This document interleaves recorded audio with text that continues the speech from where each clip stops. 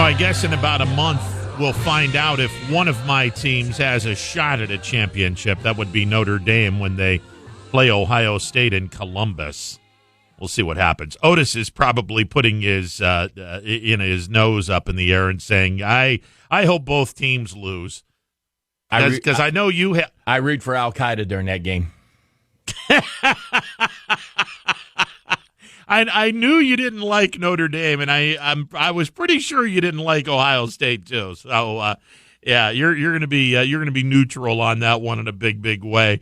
A group of House Democrats have introduced a bill that would enact term limits for Supreme Court justices. Joining me on the hotline to talk about this, the Chief of Staff at Young Americans for Liberty, Sean Themea. Sean, good morning, sir. Hey, Ron. Thanks for having me. Good to be back. Yeah, good to hear you. Okay, I'm a big fan of term limits if we're talking about Congress, if we're talking about Senate. I have the feeling, however, that the Democrats, knowing that they're behind the eight ball when it comes to the Supreme Court, 6-3 if you're keeping score at home, I have a sneaking suspicion that's the reason why they have concocted this scheme. I completely agree. I mean, first of all, let's just call this out. The legislation is titled the Supreme Court Tenure Establishment and Retirement Modernization Act, which, if you have the acronym for that, is SCATURMA. SCATURMA. I mean, it sounds like a rash I'd get at summer camp. They couldn't have thought of a better acronym? I mean, come on. That's going to make the bill dead in the water. But yeah, no, I agree. I mean, the whole reason they're doing this is because they're crying wolf because the Supreme Court has made some decisions that they don't agree with, right? I mean, if the Supreme Court was stacked the way it was 10 years ago, they would be calling to pack the court and make the justices, lifetime and beyond lifetime appointments, if that was possible. I mean, the framers of the Constitution knew what they were doing when they made these lifetime appointments for the Supreme Court. It's because that way we can have an older court with a more perspective on history, so that way it can have checks and balances on, sometimes our democracy is taken over by a bit of a woke mob. So in my opinion, we don't need term limits on justices. We need the ability to more quickly impeach justices who actually aren't following the Constitution. That's what I think we need. Well, this is an interesting idea, but an idea that's got way too much stuff in it. Here's an example. In the first and third years of a presidential election, the president would be able to pick the Supreme Court justices. Why is it just the first and the third year? The justices who've been on the courts the longest would be moved to senior status first.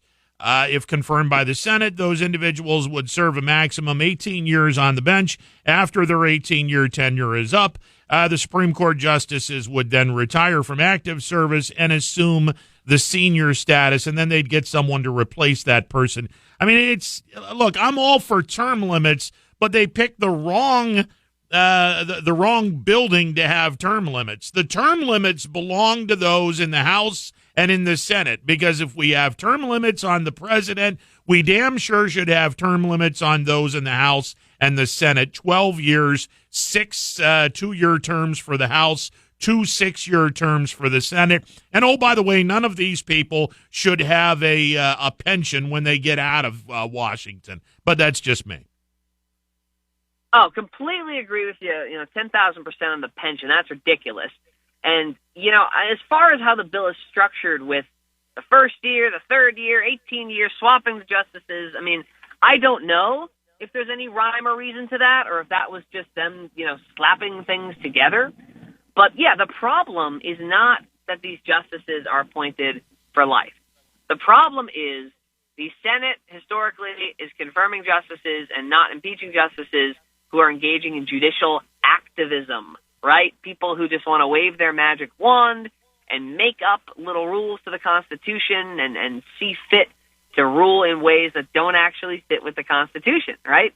What we need, as my friend Clark Neely would say, is justices who actually follow judicial engagement, right? justices who are engaging with the Constitution 100% of the time instead of just, playing like, what's that show? Whose line is it anyway, right? Where they say that the rules are made up and they don't matter.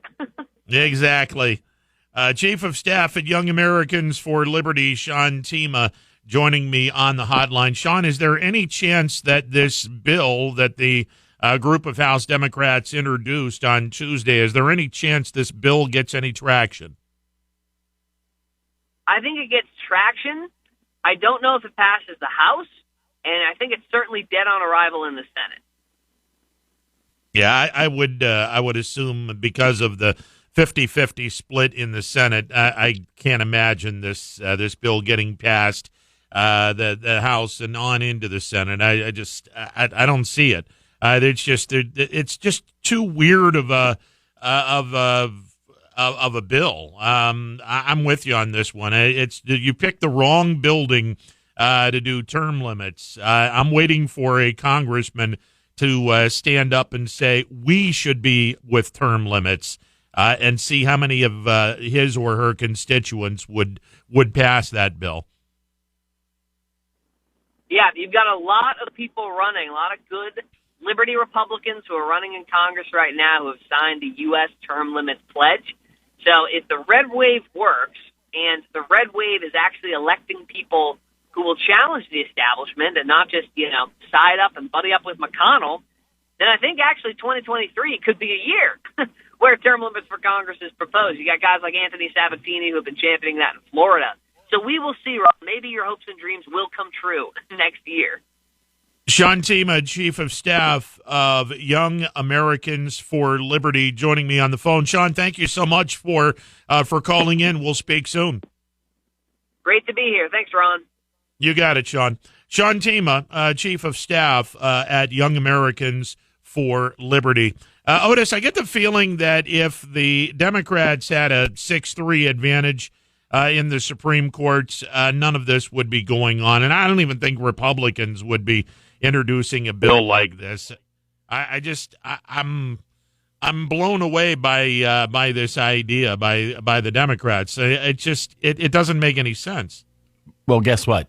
If Ruth Bader Ginsburg would have retired when President Obama was in office, then they would have been able to replace her with who they wanted there, and it wouldn't have been 6-3. But no, she wanted to hang on and hung on through her illnesses and everything else, and she passes away under President Trump's term, and so he got to replace her, and he replaced her with a Republican. So, they only have themselves to blame. Yeah, it's look, and I understand from the perspective of if a Supreme Court justice is getting up in age and really, really sick, or has Alzheimer's or something like that, okay, you got to step in. But the idea of term limits for Supreme Court justices, no, the term limits should go to those in the House. How about an age limit? Like if as soon as you hit 80, then you basically have to. Yeah, an age limit would work. Absolutely, I'm down with an age limit.